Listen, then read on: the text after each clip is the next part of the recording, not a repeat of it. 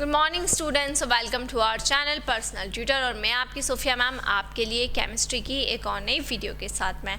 तो जैसा कि हम यहाँ पर पढ़ रहे हैं इलेक्ट्रोकेमिस्ट्री, और इलेक्ट्रोकेमिस्ट्री के कई इम्पॉर्टेंट टॉपिक्स मैं आपको लास्ट वाली वीडियोस तक बता चुकी हूँ। हम वो क्वेश्चंस कर रहे हैं बच्चों जो आपके बोर्ड एग्जामिनेशंस में आ चुके हैं या आने जैसे हैं, वो वाले क्वेश्चंस हम यहाँ पर कवर अप करने वाले हैं। तो ऐसे क्वेश्चंस जो आपके प्रीवियस ईयर्स में आ चुके हैं या जो सैम्पल पेपर्स में दिए गए हैं, जिनके आने के पूरे चांसेस हैं, हम वही क्वेश्चंस यहाँ पर अटैम्प्ट करने वाले हैं। ठीक है, तो इलेक्ट्रोकेमिस्ट्री का अभी जो हमारा टॉपिक वाइज क्वेश्चंस हमारे चल रहे हैं, तो हमारा टॉपिक चल रहा है standard Gibbs free energy, standard electron potential, ठीक है, नॉर्मल इलेक्ट्रॉन पोटेंशियल।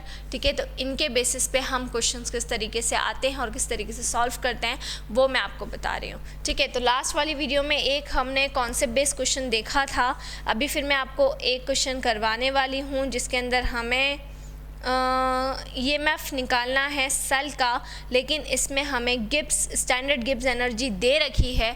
तो कैसे करते हैं हम क्वेश्चन, जब हमें स्टैंडर्ड गिब्स फ्री एनर्जी दे रखी होती है तो उसकी हेल्प से हम किस तरीके से यहाँ पर हमारा नॉन स्टैंडर्ड इलेक्ट्रॉन पोटेंशियल निकालेंगे, या गिब्स एनर्जी का वहाँ पर क्या यूज़ होगा वो हम यहाँ पर देखने वाले हैं। तो अच्छा क्वेश्चन है, और ये क्वेश्चन आपका आ चुका है 2018 के अंदर। ठीक है, तो यहाँ पर हम देख लेते हैं। For the reaction, एक रिएक्शन आपको दे रखी है 2AgCl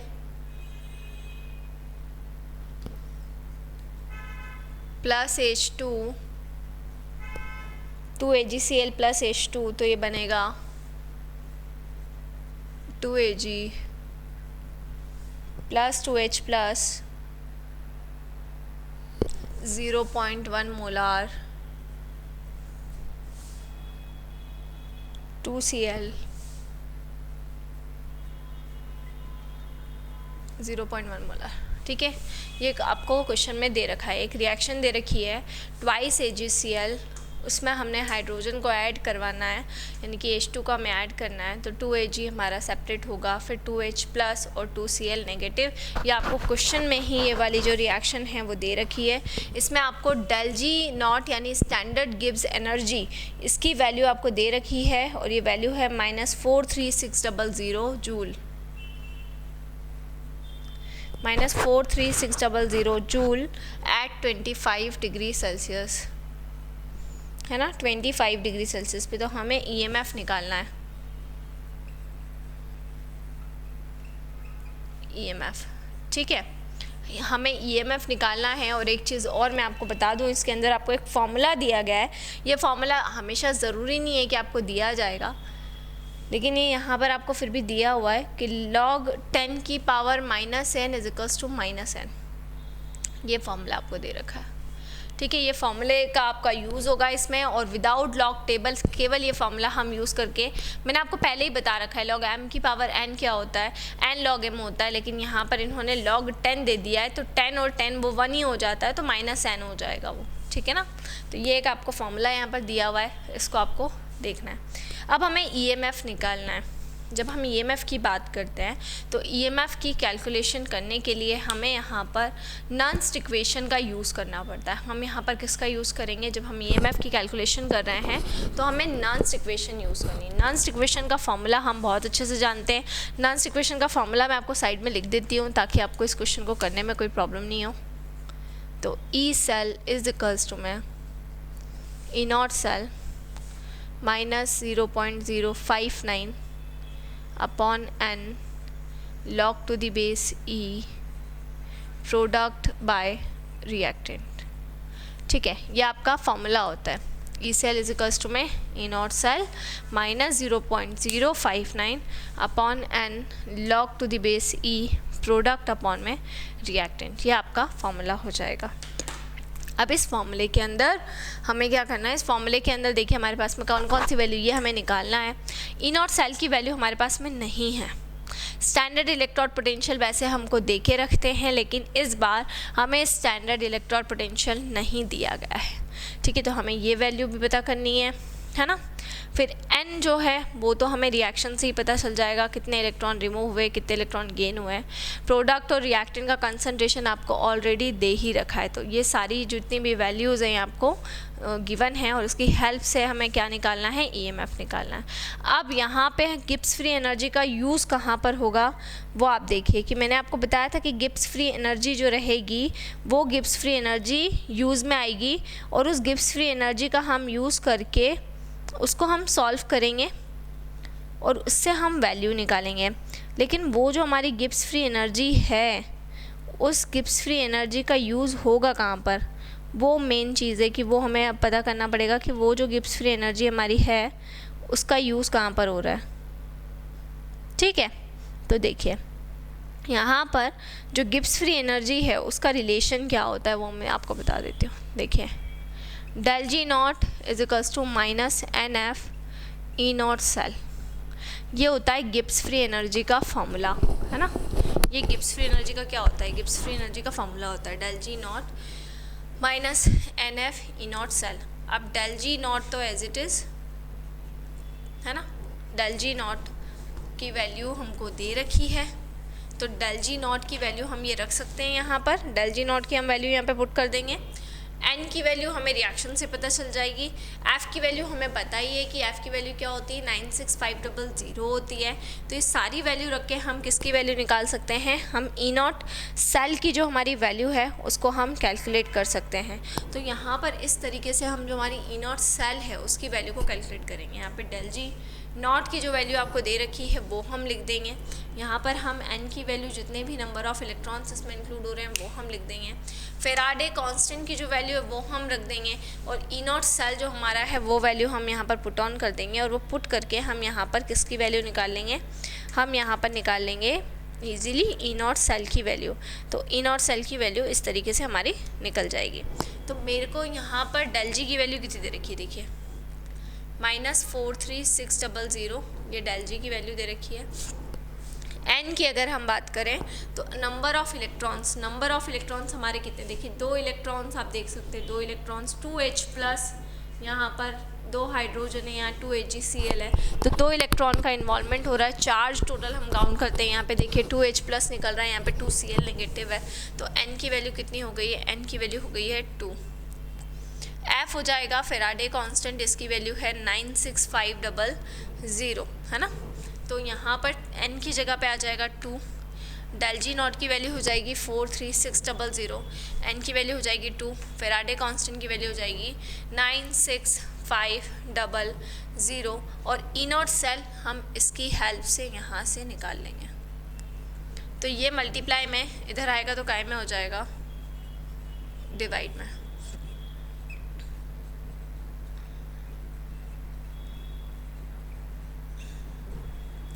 माइनस से माइनस क्या हो गया, कैंसिल, 2 0 से 2 0 हो गए कैंसिल, 2 1 ज़ा 2, 2 2 ज़ा 4, 2 1 ज़ा 2, 2 8 ज़ा 16, 218 अपॉन में 965, तो इसको हम डिवाइड कर लेंगे तो ये हमारी वैल्यू चली जाएगी लगभग 0.226 में।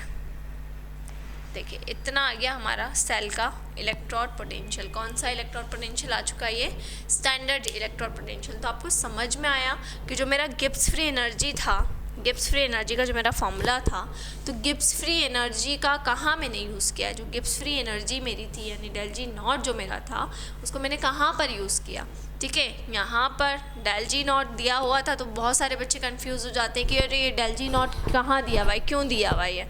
तो इस del G नॉट की हेल्प से एक्चुअल में हमने क्या निकाला, हमने निकाली E नॉट सेल की वैल्यू। del G नॉट की हेल्प से हमने किसकी वैल्यू निकाली, E नॉट सेल की वैल्यू। तो यहाँ पे इसका हमने यूज़ किया और इसीलिए ये हमें क्वेश्चन में दिया हुआ था। अब जो ये हमारा E नॉट सेल की वैल्यू ये हमारी निकली है, इस E नॉट सेल की हेल्प से जो हमारी E नॉट सेल की वैल्यू निकली है, इस E नॉट सेल की हेल्प से हम इजीली क्या निकाल लेंगे, हम इजीली हमारी जो नॉन्स्ट इक्वेशन है उसका फॉर्मूला लगाएंगे, है ना। और नॉन्स्ट इक्वेशन का फॉर्मूला लगा के हम EMF निकाल लेंगे। तो देखिए ये है मेरी नॉन्स्ट इक्वेशन, आप देख सकते हैं ये मेरी नॉन्स्ट इक्वेशन मैंने यहाँ साइड में लिख रखी है, ठीक है। इसमें मुझे किसकी वैल्यू निकालना है, इसमें मुझे E सेल की वैल्यू कैलकुलेट करना है ना। अब ई नॉट सेल की वैल्यू आप देख सकते हैं यहाँ पर क्वेश्चन के अकॉर्डिंग कितनी आई, 0.226 ये वैल्यू आ चुकी है। तो 0.226 यहाँ पर मैं रख दूँगी, माइनस 0.059, एन की वैल्यू तो यहाँ पे 2 है ही, आपको पता ही है ना, log to the base E, log to the base E, log to the base 10 हो जाता है ना, ये 2.303 से मल्टीप्लाई कर देते हैं, तो log to the base 10 product की वैल्यू क्या है और रिएक्टेंट की वैल्यू क्या है वो हम यहाँ पर देख लेते हैं।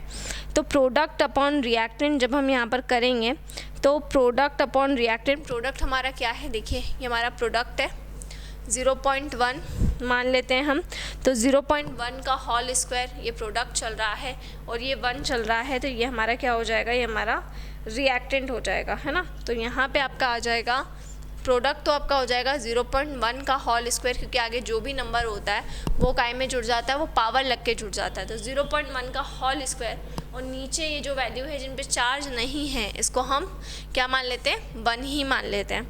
तो E cell is equals to मैं 0.226 माइनस 0.059 डिवाइडेड बाई 2, और ये हो गया आपका log टू द बेस 10, है ना। अब 0.1 है, ठीक है, तो इसको हम ऐसा कर देंगे 0.1 इंटू में 0.1, 0.1 इंटू में 0.1। देखिए बहुत सिंपल, मैं आपको लॉग किस तरीके से सॉल्व करते हैं, तरीका क्या होता है, पैटर्न क्या होता है, बहुत इजी मैं आपको बताने वाली हूँ, तरीका बताने वाली हूँ जिससे आप लॉग की वैल्यू निकाल सकते हैं। हम इस फॉर्मूले का यूज़ करेंगे डेफिनेटली, और उसकी हेल्प से बिना लॉग टेबल के हम किस तरीके से लॉग निकालेंगे वो आप देखिएगा। तो 0.1 इंटू 0.1 ये हो गया है ना। अब यहाँ पर क्या होगा, मैं यहाँ से डेसिमल हटा दूँगी और मैं यहाँ से डेसिमल हटा दूँगी। मैंने दोनों साइड से क्या किया, दोनों साइड से मैंने डेसिमल को हटा दिया।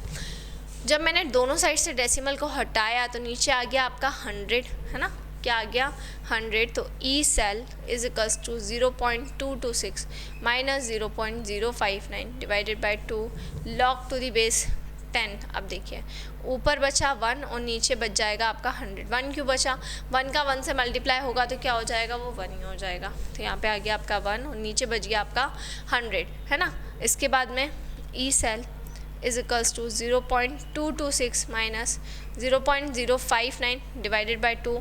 यहाँ पर जो ऊपर 10 को ऊपर, अगर 100 को हम ऊपर ले जाएंगे तो ये हो जाएगा आपका 10 की पावर -2, है ना। मैं कहाँ ले गई, मैं 100 को ऊपर ले गई, देखिए 100 नीचे था, 100 ऊपर गया तो क्या हो गया 10 की पावर -2। अब देखिए ये आपको क्वेश्चन में जो फॉर्मूला दिया हुआ था बस यही तो आपको यूज़ करना है। देखिए 10 की पावर -2 है, log 10 की पावर -n मतलब पावर उठ के आगे आ जाएगी, मतलब -2 log m की पावर n का फॉर्मूला क्या होता है, log m की पावर n का फॉर्मूला होता है n log m, है ना। अब यहाँ पर क्या है, log 10 की पावर -2, तो ये हो जाएगा -2 log 10 और 10, और ये वाली जो वैल्यू होती है तो 1 ही होती है ना। ये वाली वैल्यू क्या हो जाती है, ये तो 1 ही हो जाती है। log नीचे भी 10 हो ऊपर भी 10 हो तो ये वैल्यू 1 हो जाती है। तो 10 टू द पावर -2 इस पूरे की जो वैल्यू है ये पावर उठ के आगे आ जाएगी तो ये वैल्यू बचेगी -2। तो 0.226 माइनस 0.059 डिवाइडेड बाई 2, ये वाली जो वैल्यू आपकी बचेगी इस वैल्यू को हम बोलेंगे -2 वैल्यू हमारी बची, ठीक है। इसके बाद 2 से इसको हम क्या कर देंगे, इसको हम कैंसिल कर देंगे तो ये आपका बचेगा 0.226 माइनस हो जाएगा आपका प्लस, सो 0.059, और दोनों को जब हम क्या कर देंगे, दोनों को यहाँ पर हम सीधे सीधे प्लस कर रहे हैं तो आपका आंसर आ रहा है 0.2851 वोल्ट। देखिए कितना इजीली इसकी कैलकुलेशन आपको दी थी, बहुत इजी तरीके से हमने इसको कैलकुलेट करके इसकी जो ई सेल की वैल्यू थी उस ई सेल की वैल्यू को निकाल लिया। तो यहाँ पे हमें 2 कॉन्सेप्ट यूज़ करना पड़े, एक तो हमें डेल जी नॉट की जो वैल्यू थी वो यहाँ पे गिवन थी, उसकी हेल्प से पहले हमने ई नॉट सेल की वैल्यू निकाली है, और ई नॉट सेल यानी कि स्टैंडर्ड इलेक्ट्रोड पोटेंशियल, क्योंकि हमारे पास नहीं था और इसके बिना हम वो फॉर्मूला नहीं लगा सकते थे, तो ये वाली वैल्यू हमारे पास में नहीं थी, इसलिए हमने फिर वो वाला फार्मूला लगाया, और वो वाला फार्मूला हमने लगा कर यहाँ पर हमारे ई सेल की जो वैल्यू है वो यहाँ पर कैलकुलेट करी है, जो कि आई है 0.2851 वोल्ट। तो इस तरीके से आपको क्वेश्चंस आते हैं, है ना। तो थोड़ा सा हट के एक स्टेप घुमा के वो आपको क्वेश्चन देंगे, बट आपको बिल्कुल भी कंफ्यूज नहीं होना है कि इस क्वेश्चन में क्या करना है। अगर कोई वैल्यू आपको दे रखी है तो उसके फॉर्मूले के ऊपर जाएं, उसके फॉर्मूले पे जब आप लिंक आउट करेंगे तो आपको समझ में आएगा कि इसका कहीं ना कहीं यूज़ हो रहा है। ऐसा नहीं लगेगा कि ये क्यों आ गया है या इतना कन्फ्यूजिंग क्यों है, ऐसा नहीं लगेगा। आपको समझ में आएगा कि इसका कहीं ना कहीं पे यूज़ हो रहा है, बट आपको फॉर्मूला लिंक करना आना चाहिए कि किस तरीके से आप उस फॉर्मूले तक पहुंच सकते हैं या उस फॉर्मूले को आप लिंक कर सकते हैं। तो वहाँ आपको फॉर्मूला लिंक आउट करना आना चाहिए। तो ये मैंने आपको ये वाला क्वेश्चन बताया। इसके बाद मैं नेक्स्ट वीडियो में मैं आपको और कुछ टॉपिक्स और कुछ क्वेश्चंस करवाने वाली हूँ।